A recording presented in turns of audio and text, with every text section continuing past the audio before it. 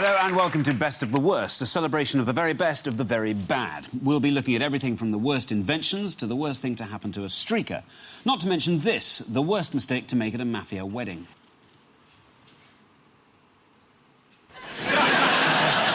So let's welcome our guest this week on David Mitchell's team, comedian Rob Rouse. Hello. Hello, David. And with Johnny Vaughan tonight, TV presenter Jayne Middlemiss.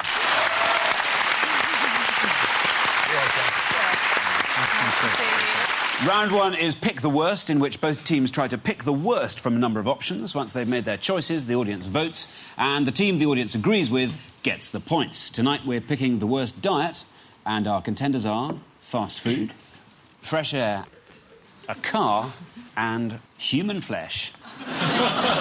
That's the Uruguayan rugby team. They crashed a plane on the Andes and they ended up eating their dead mates. That's right. What's quite odd to me is that fella just crouching down appears to be slathering as if he knows somehow the plane's going to crash.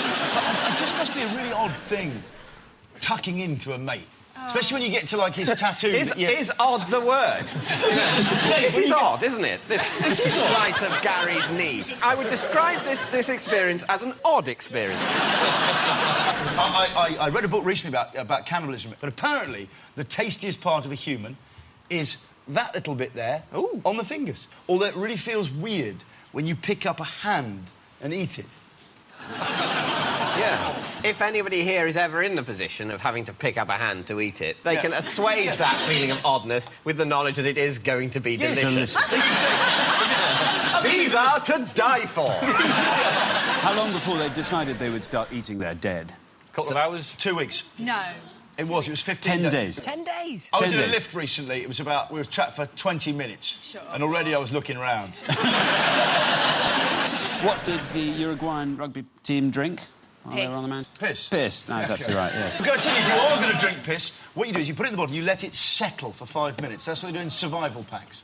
They have a special bottle, so it settles, and you can get a bit of... Could you get, like, a piss cafetiere? You can plunge to make sure all the bits go down. You could, Dave. It'd be quite a niche product. After crashing in the Andes, a Uruguayan rugby team had to eat their dead teammates to survive, although one rugby player refused to eat an entire body as he had a nut allergy. And also, this guy at the bottom here, that's Monsieur Mange too. Exactly. And it's claimed he ate a plane. But how does he? Presumably, he just cuts the plane up into tiny little bits that just go through his system and come out the other end pretty much undamaged. Yeah, you want to impress me? Eat a man. Eat a man covered in metal. Eat Jimmy Savile. Eat a man in armour. Yeah. So, in fact, actually, if you think about it, yes, it's quite possible that someone could do that. And the only thing that's at all amazing is that someone has been idiotic enough to bother. If, however, he just walks up to a plane and his mouth opens weirdly, like a sort of snake, plane-shaping neck goes down, and that's, you know, he's set up for a month, then fair enough. But I don't think that's the way he does it. I think it's hundreds of tiny bits of metal going through his system, coming out the other end unharmed. And that is the act of well, at best, a wanker. There is, of course, also a Madame Mange too, or Vanessa Feltz, as she's better known. This is the controversial guru of breatharianism, Australian Ellen Grieve, who claims she can live entirely on air and light. I bet she eats crisps. Well, basically, we know you can't live off air and light. That's been scientifically proven. We're not 100% there isn't a dinosaur in Loch Ness, but we know you can't live off air and light. So, she's a liar. She's just wasting our time lying, and she should be told not to lie, to tell the truth, and to fuck off.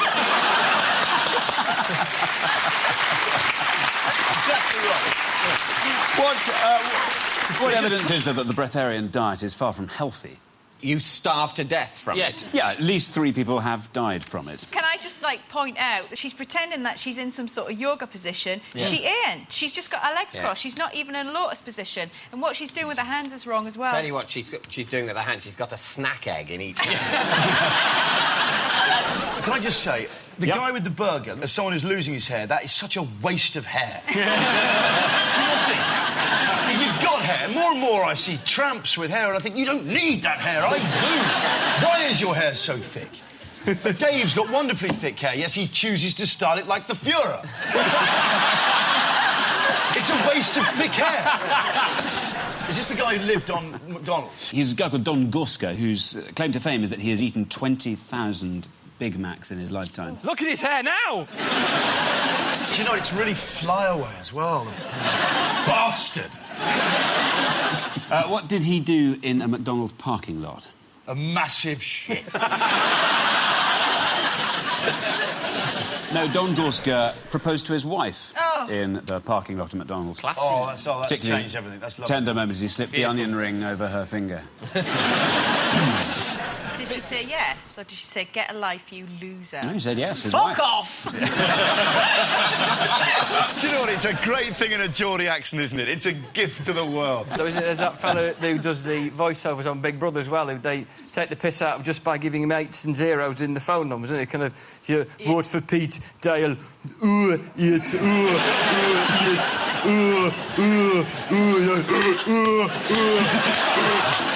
Any other diets we might have included? Those two Germans Yes. who that cannibal arrangement on the internet. That man who ate his own knob.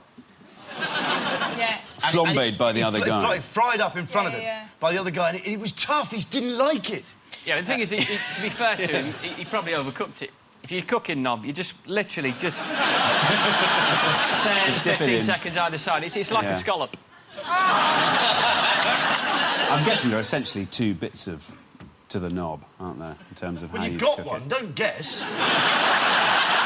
I'm guessing in terms of cooking. I think you're quite familiar. So, yes, which is the worst? Which one gets your vote, Dave and Rob? Essentially, of these 4 weird eating scenarios, 3 of them are led by publicity-seeking bastards. And the other one is just a poor bunch of people who ended up on a mountain starving.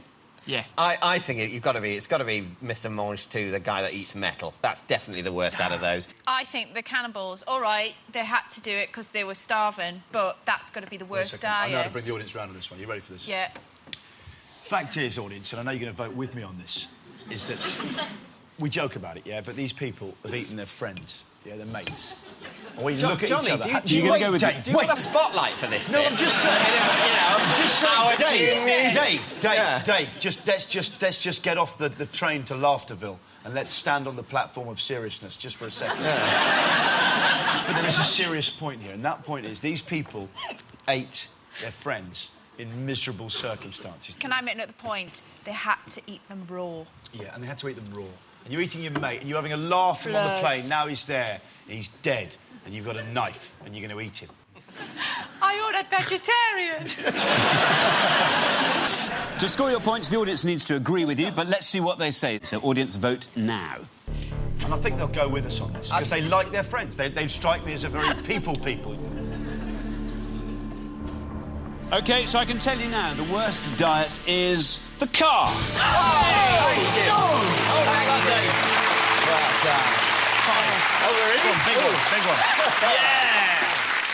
I'd like to thank you for standing up for good sense in the face of a horrific piece of daytime drama from Johnny Hall. Now it's time for the best of the worst bottom 5. This week, a rundown of the very worst inventions dreamt up by the human brain. We show the teams a picture. They have to guess what inspired invention is being illustrated. At number 5, we have the inventor Franz Reichelt. But what invention is he proudly showing off? It's not a lavatory that you can walk around in, is it? Oh, it is as well. It's a lavatory, it is. Is it a Victorian method of sneaking extra goths into Jesus and Mary Chain concerts? Because they never bring enough... They never have any money on them, do they, goths? As your teammate, I owe you the respect of asking why the Victorians would need to invent any such thing. Oh, have I got the era wrong? Nearly 100 years before this band existed. Is that the Victorian era? My history's Well, not you said, particularly good. is it something the Victorians Is it? developed to stop goths getting, or to help goths getting to Jesus and Mary Chain concerts? And I'd say, as a historian, that that's unlikely. Or, at best, remarkably prescient of the Victorians. This is an overcoat that was designed to double up as a parachute. Oh, yeah. Wow. Anyone like to guess what happened when he tested it from the top of the Eiffel Tower in 1912? He died. He plummeted straight to his death. His parachute overcoat was a total failure, though thankfully he was wearing another of his inventions, the trouser coffin. At number 4 in the list of worst inventions, what's this It's a device Flowbee. for? Yes. We've all got a Flowbee. Yeah. Yeah. Mine's all clogged. Yeah. It's for beekeeping, actually. It's flow bees. It's to keep the flow of bees steady. You must have had that on a hot summer's day. You think, these bees are so irregular. I'd like a regular stream of bees ruining my picnic. And this is to ensure you get about one every 20 seconds. Just comes through. Here's a clue. It cuts his hair. It styles his hair. It's a hairdryer that styles his hair without a hairdresser. I think I'll give that to Jayne. Yes, Jayne. It's the Flowbee Super Mini-Vac hair cutter. At number 3, which invention is pictured here? That's for carrying soup. It's for carrying large amounts of soup into Dave, battle. what it is? Yeah. It's for thrash metal fans to sneak into Glastonbury. It is the first ever steam motor car, as invented in 1769 by French engineer Joseph Cugnot. This is, in fact, the first ever car accident, which featured on the popular show Police Engraving Action. At number 2 in our list of worst inventions, what invention is depicted here? Is it a car seat that, on impact, it saves your life? No. Is it a car seat that, when on impact, it finishes you off? No, it's an aircraft seat. It's an aircraft seat that makes you adopt the crash position automatically. In a roundabout kind of a way, it does. Oh! It is, in fact, an airplane hijacker injector. All the cabin crew have to do to render a would-be hijacker unconscious is inject them via a syringe fitted in their seat. There is an EasyJet version of this device where a heavy bag just drops out of the overhead locker. Alexander, sorry. Yeah. I've just been away this week, yeah? I think, you know that question, did you pack your own bags? I'm not sure that's the best way to weed out terrorists. Not really. Did you pack your own bags? Yes, I did. Yeah. With a bomb. Did anyone give you a parcel? Even if they did, you're not going to say, because it's such a... Also, what about, you know, around Christmas, a lot of people are given parcels quite innocently. Yes. Do you know what's in them? No, I don't, and I won't till the 25th. Yeah, I can't open it yet. I've given them a squeeze Yes, while I was waiting. My aunt gave me a parcel. Open it now. No, I will not open it now. Open it now. No. Crying, ripping aside. Save the paper. Save the paper. Also, what do they type when you check in at an airline and you go in and say, yeah, I booked. It's my name. Yeah, I want to go on the plane. Yeah, OK, that's fine. Dear Mum. What are they typing? Dear Mum. He has, dear person who is flying the plane, it's me here, down on the front forecourt. Yes, one of the passengers has arrived. His name is David Mitchell, and yes, it is still his intention to get on the plane, so would that be OK? Hope you're well. It's a lovely day for flying.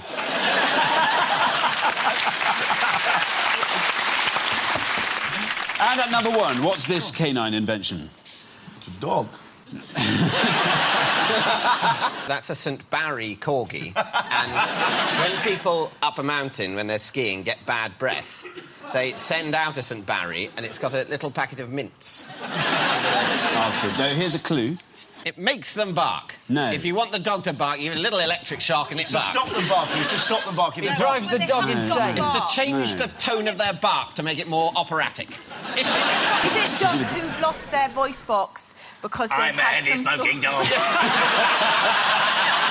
You must stay away from the house, please. You're very nearly there. You are getting too near my owner. Please go away. It is a device called the Biolingual, a Japanese device which translates what your dog is saying to you. That's not possible! That's like the air diet. The Biolingual can translate up to 200 phrases, though the most popular are, can I have some water, please?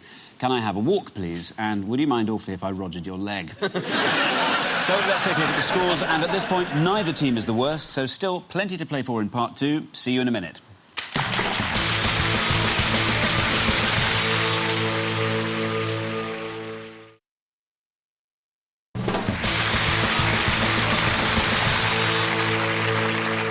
Welcome back to Best of the Worst, and it's time to ask which ends the worst. 2 video clips, just 1 question. Which is going to end in the worst way? We start with some football action, and if you don't want to feel slightly queasy, look away now.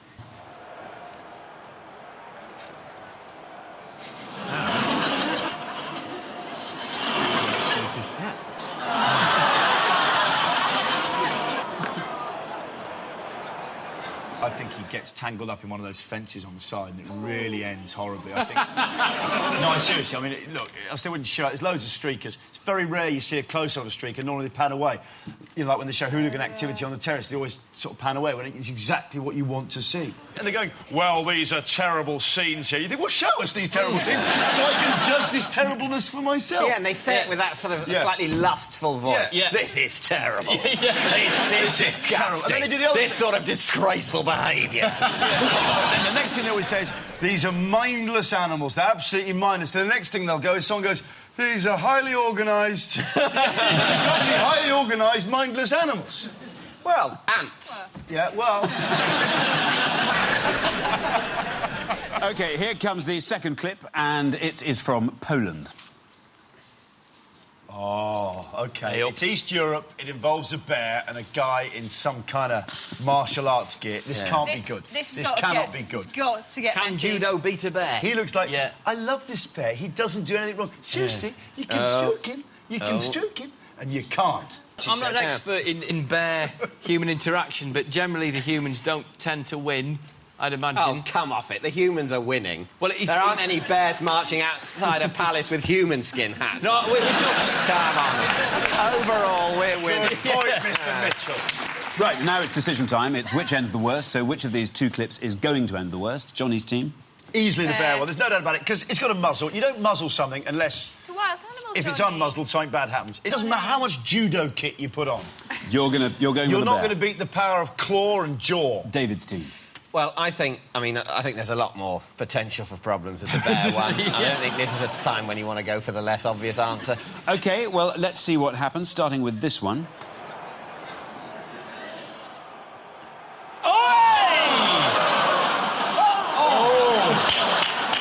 What a move.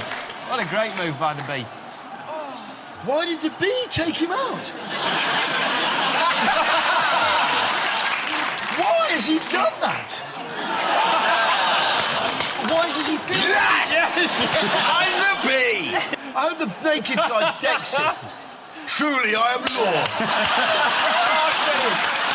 Good on you, Bertie.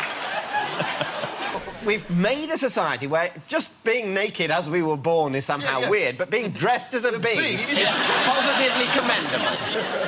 Prior to being tackled, the streaker made this gesture towards the Preston fans and learnt to his cost that their mascot is Randy the donkey. So, did something worse happen with the bear? This is going to go so tits up. Oh, my God. Is it? Just a shoe left. Yeah, go on, do a karate move, mate. Do some of your karate. Ippon. Looks like that karate's really working down. Oh, yes, use the stick once. She's still in there? She's still That's someone else. That's someone else. She's turned into a blonde. Look at that judo move. Gosh, how effective. Now, the two men are fighting now. Thank God there was a ninja there. Oh, my God. Again. Yeah. Do you want to see it again? Of course you do. They don't want comedy. They just want to see humans being eaten. This is my day to meet the bear. I like bears. You just turn so quickly. One I second. like bears, but bears don't like me. You bitch! If ever patronise me, I'm steaming in there. Look at that. That bear looked round and immediately decided, if ever in my life I've seen a terrible bitch. You spiteful cow. I've seen you in my night. Look at the guy with the stick. If there was an award for the most ineffective contribution ever Bear attack. to subduing a bear, I would say man with stick Just look. would win that prize. OK, let's have a quick look at the man with the stick. Okay, look at the stick. It comes out. Look. Whack. Incidentally, that woman has since stood down as head of the Save the Bear campaign.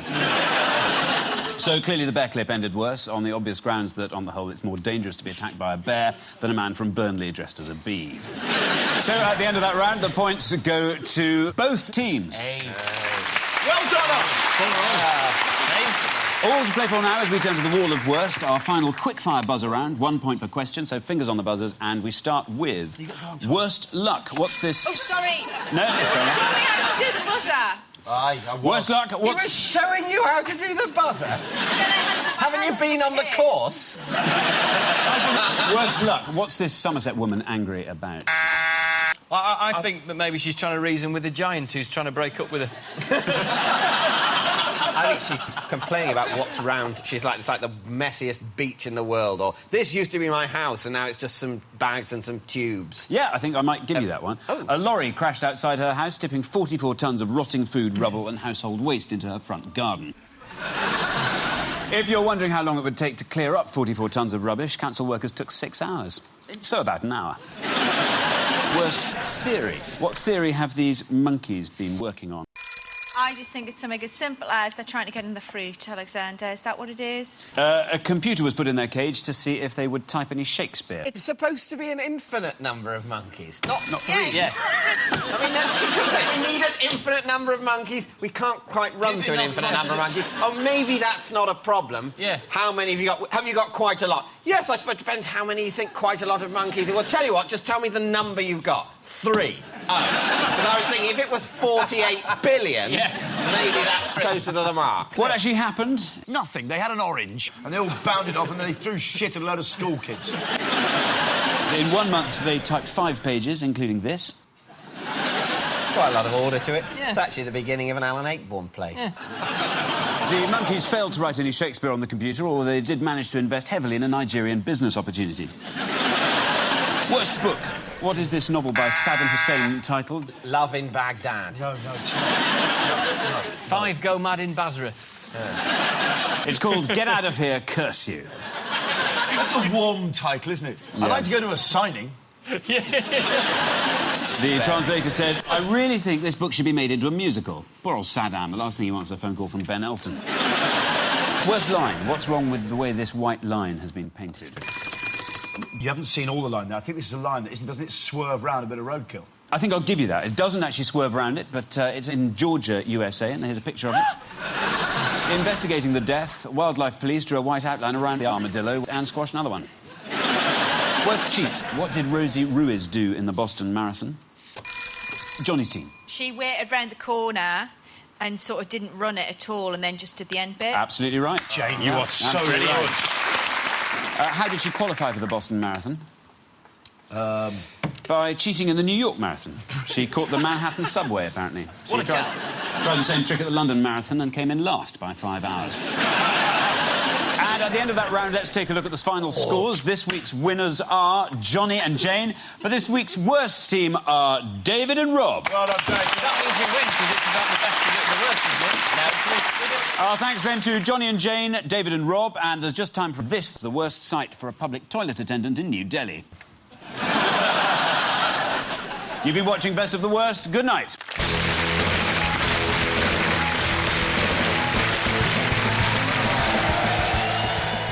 Zap over to E4 shortly if you're in the mood for a movie with Mike Myers as defrosted sex on legs Austin Powers International Man of Mystery. Next here on Channel 4 Friday night, Get Well Welsh. Charlotte Church is coming up to clue you in on her very first show.